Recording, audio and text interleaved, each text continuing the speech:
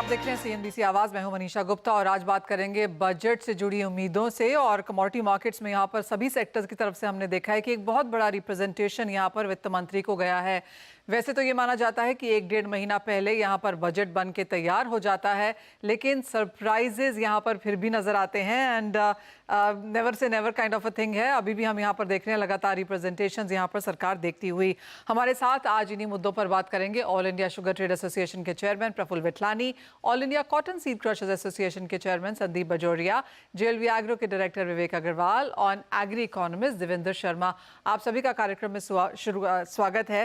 प्रफुल्ल जी, आपसे पहले शुरुआत कर लेते हैं। और चीनी की बारी अगर आए तो यहाँ पर माना जा रहा है कि एक्सपोर्ट्स के लिए सरप्लस है, किया जा सकता है, लेकिन मिनिमम सेलिंग प्राइस चीनी का जो है वो भी इंडस्ट्री चाहती है कि बढ़ाया जाना चाहिए। हमने 2019 के बाद उसे छूते हुए नहीं देखा।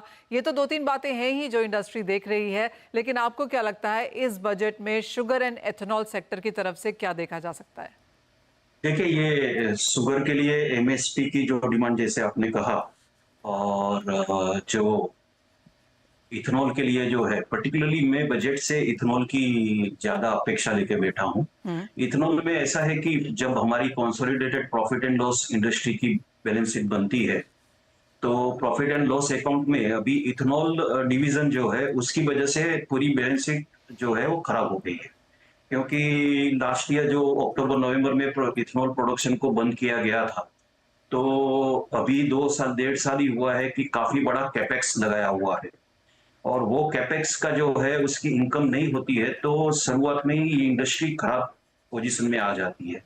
तो हमने जो है हमारी डिमांड जो इस तरह से है कि एक तो 2023-24 और 2024-25 के लिए जो इंटरेस्ट कॉस्ट है कैपेक्स का, वो सबवेंशन किया जाए गवर्नमेंट द्वारा।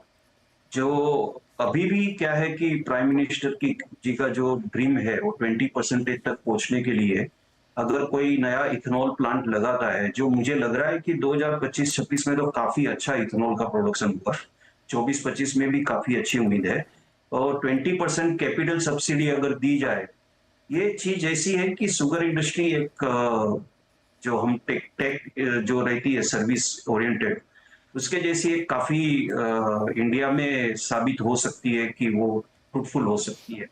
जो शुगर केन का प्रोडक्शन कितना है, और उसका ग्रोथ के लिए या क्लाइमेट प्रिवेंशन के लिए आर&डी का एक्सपेंडिचर के लिए कुछ दिया जाते या कुछ बजट दिया जाना चाहिए। कमिटमेंट ऑफ हाइक जो है, वो ऑयल का जो है, शुगर जूस की तरफ से जो इथेनॉल का है, वो हम चाहते हैं कि अक्टूबर तक कभी भी आ जाए। मुझे बजट में आने की उम्मीद तो कम है, पर दे देवे तो काफी अच्छा रहेगा। और फर्स्ट जो जैसे मैं कह रहा हूं कि सॉफ्टवेयर टेक्नोलॉजी इंडस्ट्री को एक नया रूप दिया गया, वैसे शुगर इंडस्ट्री को देने के लिए अगर चाहते हैं कि एक नई इंडस्ट्री वर्ल्ड में ब्राजील को भी बीट कर सकती है, जो हमने 1 साल किया है, तो 3 साल के लिए इनकम टैक्स का जो है एक वेकेशन देना चाहिए। ये एक छोटी सी फ्यू हमारी मांगे है, जो अगर दी जाए तो वो काफी अच्छी रहेगी। एब्सोल्युटली। बहुत बड़ी इन्वेस्टमेंट्स हमने इंडस्ट्री की तरफ, एथेनॉल की तरफ आते हुए देखी हैं। और जैसे आपने कहा 23, 24, 25 के लिए अगर इंटरेस्ट कॉस्ट सबवेंशन मिलता है तो इंडस्ट्री को ऑफ कोर्स यहाँ पर काफी सहारा होगा। मिनिमम सेलिंग प्राइस एक और चीज है। साथ ही प्रफुल्ल जी, अगर जिस तरह से एथेनॉल प्राइसिंग हम देखते हैं अब इस साल की, अभी भी यहाँ पर इंतजार है, एक प्राइसिंग फॉर्मूला को लेकर कॉन्स्टेंट यहाँ पर पुश रहा है, आपको लगता है सरकार इस तरफ देखेगी? देखिए, मुझे पूरी उम्मीद है, ये 100% उम्मीद है, चाहे बजट में हो या सितंबर एंड या अक्टूबर में हो, ये तो डेफिनेटली करना ही पड़ेगा और करेंगे ही। वो हमें उम्मीद भी है, जिस ढंग से हमने जब भी हमारा डेलीगेशन गया है और हमें जो बताया गया है, तो डेफिनेटली यस, अक्टूबर तक मुझे इसमें तो कोई दो राय नहीं लगती है कि इथेनॉल के जो जूस से जो बनती है, शुगर केन जूस से, उसकी प्राइसिंग तो बढ़ेगी, रिवाइव होगी। प्राइसिंग तो बढ़ेगी, लेकिन आपको लगता है कि सरकार यहाँ पर प्राइसिंग फॉर्मूला भी फाइनली देती हुई नजर आएगी एफआरपी के साथ कनेक्ट करके? नहीं, करना तो चाहिए ही। हमने नीति आयोग के रिस्पेक्टेड जो रमेश चंद है, उनको भी मिले हैं। उनको भी हमने बोला है कि आप इस तरह से नहीं करेंगे तो जो एक उभरती इंडस्ट्री है वो रुक जाएगी। तो उन्होंने बोला भी, definitely we will take care of it, उन्होंने बोला है, और ये आश्वासन हमारे लिए काफी है। All right. साथ ही साथ अगर प्रफुल्ल जी यहाँ पर जिस तरह की डिमांड्स अभी या फिर यहाँ पर बाजार में निकलती हुई नजर आई हैं, चाहे वो जीएसटी को लेकर है, इनपुट कॉस्ट को लेकर है, काफ़ी सारी चीज़ें सभी सेक्टर्स की तरफ से एक साथ यहाँ पर हैं, चाहे वो फ्लेक्सी फ्यूल के बारे में है या फिर हाइब्रिड व्हीकल्स के बारे में है, जिस तरह के जीएसटीज हैं, आपको लगता है यहाँ पर भी कुछ फेरबदल करने की ज़रूरत है? जी, जरूरत तो है ही। पर्टिकुलरली ऐसा है कि इंडिया का अगर आप इंपोर्ट बिल क्रूड का अगर कम करना चाहते हैं, इसके लिए इथेनॉल को आप इतना अच्छी सुविधा दे रहे हैं, तो हाइब्रिड ट्रांसपोर्टेशंस व्हीकल्स जो रहती है, उसका अगर चेंज आता है तो हमें काफी चेंज मिलेगा। ईवी का तो थोड़ा सा एक बैटरी का डर रहता है कि 6 साल के बाद इनकी या 5 साल के बाद लाइफ रहेगी कि नहीं रहेगी, पर हाइब्रिड को तो काफी अनुसंधान देना चाहिए और मुझे पूरी उम्मीद भी है कि नितिन गडकरी जी इसके बारे में सोचेंगे। एब्सोल्युटली। तो काफ़ी कुछ है यहाँ पर जो शुगर एज एन इंडस्ट्री यहाँ पर मांग रही है, लेकिन जैसे प्रफुल्ल जी ने कहा कि एथनॉल में जिस तरह की इन्वेस्टमेंट्स हैं, सरकार यहाँ पर अगर कुछ करे तो इंडस्ट्री उसको काफ़ी पॉजिटिव तरीके से देखेगी। प्रफुल्ल विटलानी जी, बहुत शुक्रिया साथ जुड़ने के लिए और शुगर एंड एथनॉल पे बात करने के लिए। लेकिन अब ध्यान अपना यहाँ पर कॉटन सीड ऑयल पे डालते हैं, full oil edible oil sector पे डालते हैं। संदीप बजोरिया जी, पहले आप कैसे देखते हैं एक ड्यूटी डिफरेंशियल तो of course crude and refined के बीच में है ही, जो यहाँ पर इंडस्ट्री काफ़ी समय से चाहती है, आपको लगता है वो आ पाएगा? और उसके अलावा अगर टॉप 3 कोई यहाँ पर रिप्रेजेंटेशंस आपकी हो तो क्या है? मनीषा जी, अभी लास्ट वीक अहमदाबाद में अपने कॉटन ऑयल का नेशनल सेमिनार किया था, आप भी प्रेजेंट थे उस समय वहाँ। जी। वहाँ भी हम सब लोगों ने वही कहा कि भाई बजट में 3 चीजें बहुत जरूरी है। पहली चीज कि भाई जो ऑयल सीड डेवलपमेंट को थर्स्ट देना चाहिए वो मिसिंग हो रहा है। पाम के लिए तो हमने एक नेशनल मिशन बनाया है और बाकी चीजों के लिए जैसे ग्राउंडनट हो गया, रेपसीड हो गया, कॉटन सीड हो गया, सोयाबीन हो गया, इनके लिए भी एक अनाउंसमेंट हुआ था, लेकिन उसके लिए एक मिशन मोड में काम आगे बढ़ना जरूरी है और उसके लिए अलोकेशन फंड्स का होना जरूरी है, जो करीबन 5,000 करोड़ हर साल अलोकेट होना चाहिए, जो साइंटिफिक रिसर्च हो नई सीड वेराइटीज में और किसान को डेमोन्स्ट्रेशन फार्म्स करके और बेस्ट प्रैक्टिसेस करके थोड़ा मैकेनाइजेशन करके वो सब हेल्प करना चाहिए। तो इसके लिए चाह रहे हैं हम लोग कि भाई इंपोर्ट ड्यूटी थोड़ी बढ़े, तो इंपोर्ट ड्यूटी जो अभी 5.5% क्रूड पे है वो कम से कम आप समझ के चलिए 20% क्रूड की हो जाए और रिफाइंड ऑयल की ड्यूटी जो अभी 12.5 मतलब 13.75 है, वो ड्यूटी 35 प्लस सरचार्ज मिला के 38.5 हो जाए।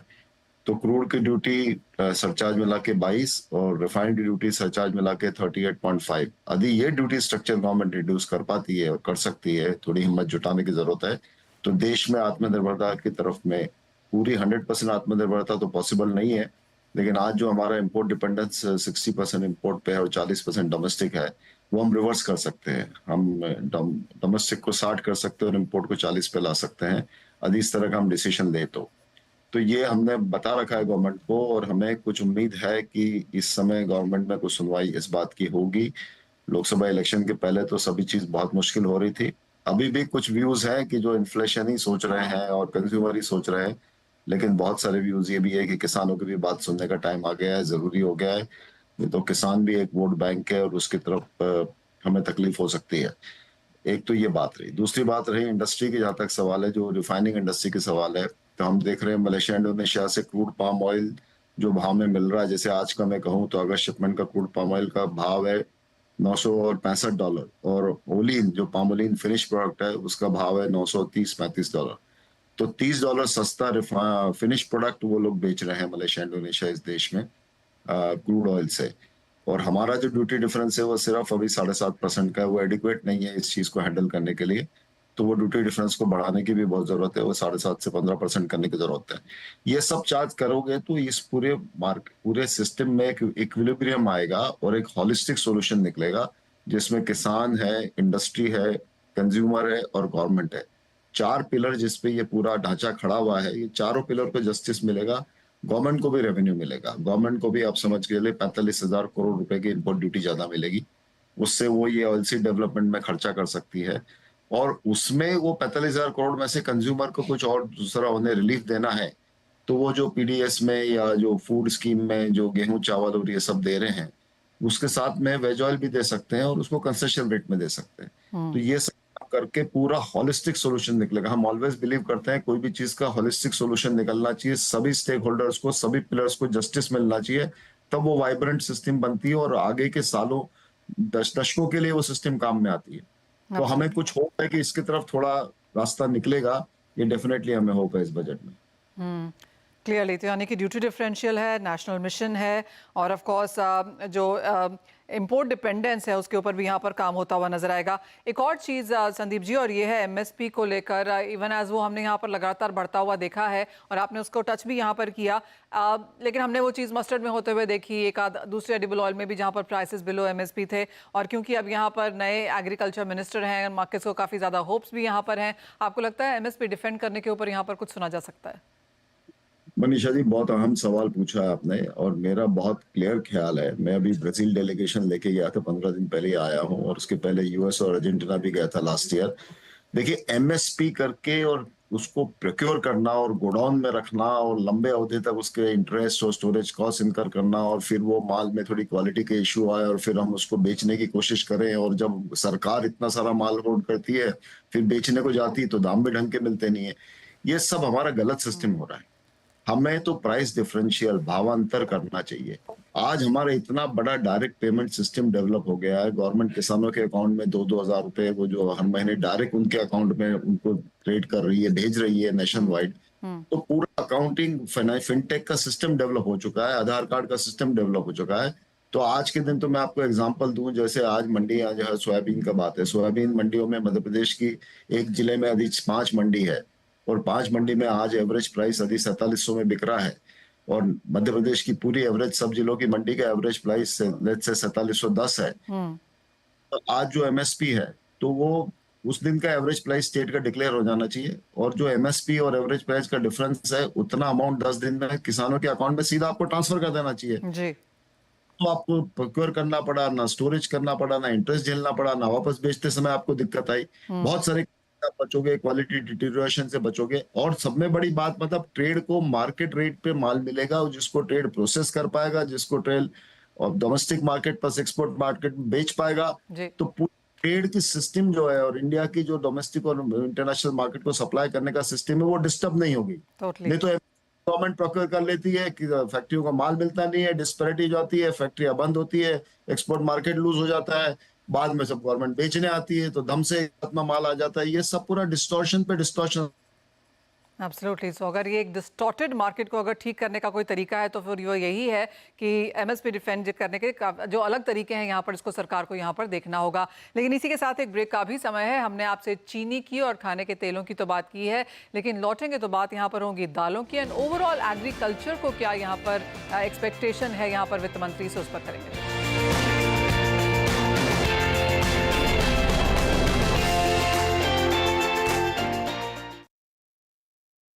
Mongia Steel presents Majboot Stocks of the Day.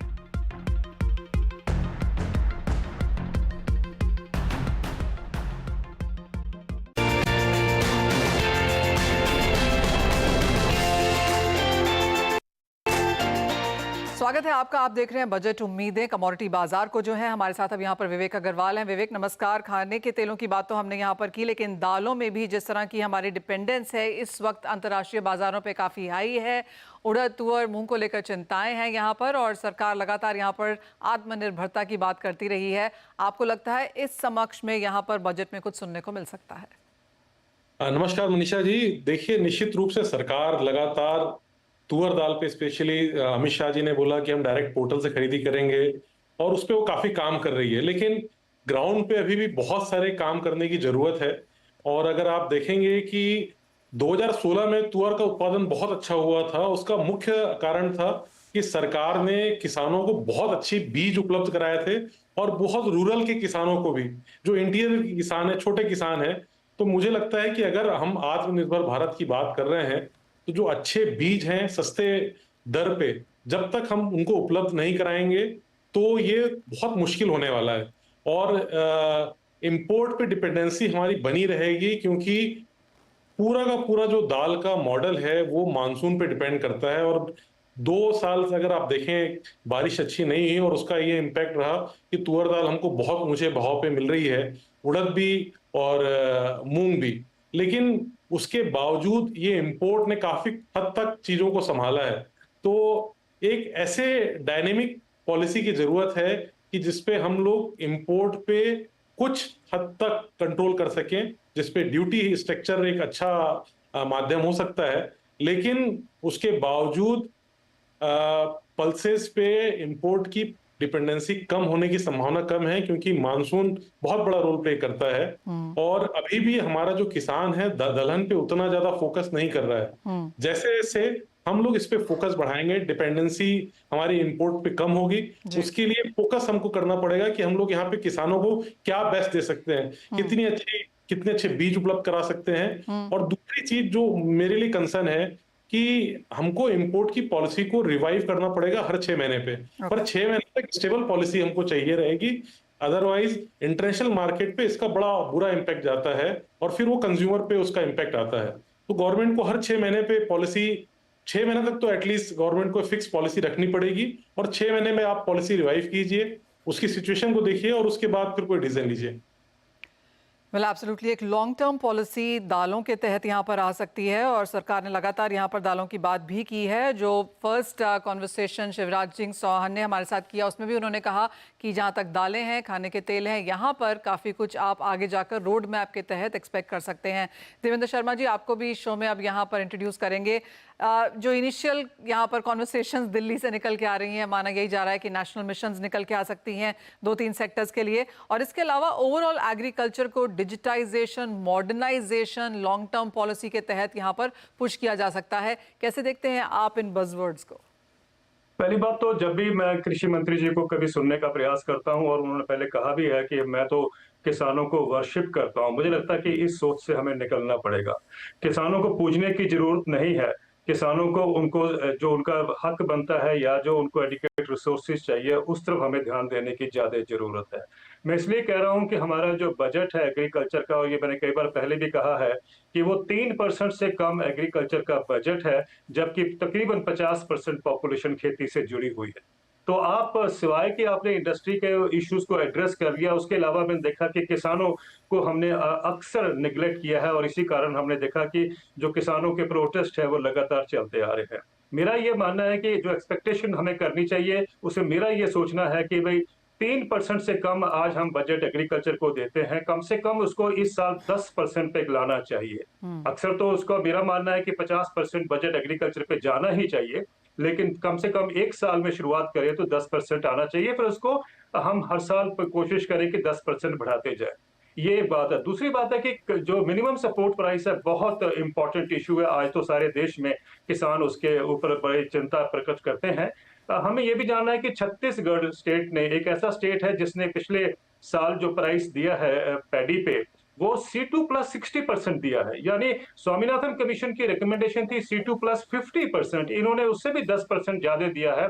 3100 रुपए प्रति क्विंटल का जो भाव है छत्तीसगढ़ में, मुझे लगता है कि अब उसको सारे देश में हमें अडॉप्ट करना चाहिए। Why only Chhattisgarh? Similarly election के टाइम पर जो स्टेट इलेक्शन हुए थे उस समय कहा गया था कि 2700 रुपए गेहूं का दाम होगा, MSP होगा। अभी तक मैंने देखा कि राजस्थान में वो 2400 रुपए तक ही हम ले पाए हैं। लेकिन कम से कम हम ये 2400 रुपए को सारे देश में तो ये उसको एड्रेस करें कि सब जगह पे यह 2400 रुपए होगा, ना कि सिर्फ एक स्टेट में। मुझे लगता है कि MSP पर फोकस करना बहुत अनिवार्य है इस समय पर, क्योंकि हम जानते हैं कि सारे देश में किसानों के प्रोटेस्ट इसी बात पे हो रहे हैं। एक बड़ी इंटरेस्टिंग डेवलपमेंट हुई है कि सेवा जो संस्था है उसने जो मनरेगा के वर्कर्स हैं, विमेन जो वर्कर्स हैं मनरेगा के, उनको उन्होंने एक हीट वेव इंश्योरेंस के प्रोसेस शुरू किया। मुझे लगता है कि बहुत महत्वपूर्ण है, क्योंकि गर्मियों में जब टेम्परेचर बहुत ऊंचा चला जाता है तो उस समय दिन को लोग काम नहीं कर पाते, तो उसकी उन्होंने एक हेल्थ इंश्योरेंस शुरू किया है which is called heat wave insurance. मुझे लगता है कि सरकार को ये इस बात पे ध्यान देना चाहिए कि भाई हम हीट वेव इंश्योरेंस से कैसे उसको कर पाए। और सबसे उसके बात है कि जो हम कहते हैं कि in the case of specially pulses और ऑयल सीड्स, आपको याद होगा मनीषा जी कि भारत ऑटोमेटिकली अगर हम देखें पिछले कई सालों में तो 1995 के आसपास we were self sufficient in edible oils, almost self sufficient. हमने अपनी हरित क्रांति को तोड़ा है और इसलिए हमें आज ये येलो क्रांति, जो पीली क्रांति थी, उसको तोड़ा है, यानी उसको हमने डिसमेंटल किया। आज रिजल्ट ये है कि we are one of the biggest importers of edible oil. तो हमें उसी सिस्टम पे वापस जाना पड़ेगा। जहां तक कि पल्सेस की बात हम करते हैं, पल्सेस हमारे देश के किसान पैदा कर सकते हैं, लेकिन उनको फिर दोबारा मैं कहूं कि उनको दाम नहीं मिलता है। अगर आप दाम करें और इंपोर्ट एक्सपोर्ट की पॉलिसी को इस तरह से नियंत्रण करें कि जब इंपोर्ट आते हैं तो वो हमारे जो प्राइस प्रिवेल कर रहा है उससे नीचे नहीं इंपोर्ट आने चाहिए। ये हमें इंश्योर करना है। मुझे लगता है कि अगर ये 2-3 चीजें हो जाती हैं तो इस बजट में एक बहुत बड़ी राहत किसानों को दिखाई देगी। एब्सोल्युटली। देवेंद्र शर्मा जी, ऑल्सो जैसे हम बाकी तीनों सेक्टोरल एक्सपर्ट से भी यहाँ पर बात कर रहे थे और सभी का ये भी कहना है कि एक लॉन्ग टर्म सस्टेनेबल पॉलिसी होनी चाहिए, कम से कम 6 महीने तो उसे होल्ड करो। आपको लगता है इस तरह का कोई व्यू आएगा जहाँ पर हम डायनामिक पॉलिसी की तरफ बढ़ते हुए नजर आए? बहुत जरूरी है एंड आई थिंक नए कृषि मंत्री जो आए हैं उन्होंने कई बातें कही हैं, अब उसको एक पॉलिसी के रूप में देने की जरूरत है। एक ये कई स्टेट्स में भी हो रहा है मनीषा जी कि हम इकोनॉमिक पॉलिसीज तो नहीं, एग्रीकल्चर की पॉलिसी लाने की बात कर रहे हैं। जैसे कि पंजाब में एग्रीकल्चर पॉलिसी की बात हो रही है, लेकिन मेरा मानना है कि उस पॉलिसी का क्या फायदा जब तक किसानों की इनकम ना बढ़े। अगर पंजाब में किसानों की इनकम जो मानी जाती है, जो ऑफिशियली वो 25,000 रुपए प्रति माह है, पर मंथ है, तो उस 25,000 को अगर हम 2 साल में 40,000 नहीं कर सकते हैं तो I think that policy has no meaning. तो होना ये चाहिए प्रयास कि हर पॉलिसी में ये बताया जाए कि हम किसान की इनकम को कितना बढ़ावा दे सकते हैं। मैं इसलिए कह रहा हूं मनीषा जी की लेटेस्ट फिगर्स हमारे पास यही कहते हैं कि किसान परिवार की औसतन आय देश में 10,218 रुपए है। अगर हम नॉन फार्म एक्टिविटीज को खत्म कर दें तो हमें देखते हैं कि 27 रुपए per day is the income from agriculture. अब मुझे बताइए कि किसान कैसे निर्वाह करता होगा इस 27 रुपए में, जो कि ऑफिशियली इनकम आंकी गई है उसकी पर डे पे। तो I think the focus has to be on how to improve farmers income, और उसके लिए हम क्या प्रयास कर सकते हैं। Let us not worry about कि हमें इंडस्ट्री को ही सस्टेन करना है, हमें फार्मिंग को भी सस्टेन करना है। मुझे लगता है कि वो बहुत बड़ा एक फोकस होना चाहिए, क्योंकि एक जो 1991 में कहीं गलती हमसे हुई थी कि हमने सिर्फ इंडस्ट्री को एक इंजन ऑफ ग्रोथ माना। मुझे लगता है कि आज जरूरत है कि एग्रीकल्चर को हम सेकंड इंजन ऑफ ग्रोथ बनाने का प्रयास करें, तभी आप देखेंगे सबका साथ सबका विकास हो पाएगा। देवेंद्र शर्मा जी, जहाँ तक यहाँ पर दालों की बात है और वो थोड़ी सी एक कंसर्न भी रही है और विवेक आई एम श्योर उसमें अलूड कर सकते हैं, क्योंकि पिछले अगर हम 6-8 महीने में देखें तो लगातार यहाँ पर इन्फ्लेशन की चिंता अगर कहीं से निकल के आई है तो on one side vegetables and fruits की थी, जो अभी भी हम देख रहे हैं हीट वेव के कारण बहुत सारी प्रोडक्शन वहाँ पर बर्बाद हुई, और दूसरा यहाँ पर दालें थी। आपको लगता है यहाँ पर एक बेहतर तवज्जो मिल पाएगी? जहां तक कि दालों की बात है, मुझे लगता है कि गवर्नमेंट को ये अब रियलाइज कर लेना चाहिए कि जब तक हम किसानों को एक अट्रैक्टिव प्राइस नहीं देंगे, दालों की पैदावार नहीं बढ़ सकती है। आज हमारे पास सिर्फ 2-3 मिलियन टन का, अगर मैं गलत नहीं हूं तो इतना हम इंपोर्ट करते हैं, उसकी भी जरूरत नहीं पड़ेगी अगर हम एडिक्वेट प्राइस किसानों को देते हैं। मुझे लगता है कि वो जरूरी है, और ये कहना कि किसान फोकस नहीं करना चाहते, वो क्यों फोकस करेगा जब उसके अंदर उसको कोई अट्रैक्टिव प्राइस नहीं मिलता या उसको प्रॉफिटेबल प्राइस नहीं मिलता है। तो ये फोकस हमारा हो जाएगा तो मुझे लगता है कि हम दालों की तरफ बढ़ेंगे। लेकिन इसमें सबसे महत्वपूर्ण चीज ये है कि हमने जो एमओयू साइन किए हुए हैं अफ्रीकन कंट्रीज के साथ कि हम वहां से मजबूरन दाल खरीदेंगे, वो एक बहुत बड़ा फैक्टर है। I think we have to get out of that also. जब ये हमने किया था तब भी मैंने कहा था कि ये गलत नीति है कि हम अफ्रीका के फार्मर्स को हम उतनी सपोर्ट करें जो हम भारत के किसानों को करनी चाहिए। इंडिया के किसान भी कर सकते हैं अगर हम उनको एडिक्वेट सपोर्ट देंगे। तो मुझे लगता है कि MSP will play a very dominant factor and an important जो क्राइटेरिया होना चाहिए कि हम दालों को प्रोडक्शन को कैसे बढ़ाएं। एब्सोल्युटली, काफ़ी सारी चीज़ें हैं और देखना ये होगा कि वित्त मंत्री कहाँ कहाँ ध्यान दे पाते हैं। जैसे कहा गया कि ऑफ कोर्स इलेक्शंस के चलते यहाँ पर कुछ मजबूरियाँ ज़रूर थी, लेकिन अभी भी कुछ स्टेट इलेक्शंस बाकी हैं और किस तरह से ये शेप अप होता है इसको देखना काफ़ी इंटरेस्टिंग रहेगा। बहुत शुक्रिया देवेंद्र शर्मा जी हमारे साथ जुड़ने के लिए, विवेक जी आपका, संदीप जी एंड प्रफुल्ल विटलानी जी आप सभी का बहुत शुक्रिया, और वो काफ़ी वैलिड पॉइंट्स हमारे समक्ष रखने के लिए। ऑफ कोर्स एक ही हफ्ता बचा है ये देखने के लिए कि क्या कुछ इसमें से अब वित्त मंत्री एक्चुअली अनाउंस करती हैं उस बजट स्पीच में। लेकिन तब तक फिलहाल मुझे इस कार्यक्रम में दीजिए इजाजत। आप बने रहिए CNBC आवाज़।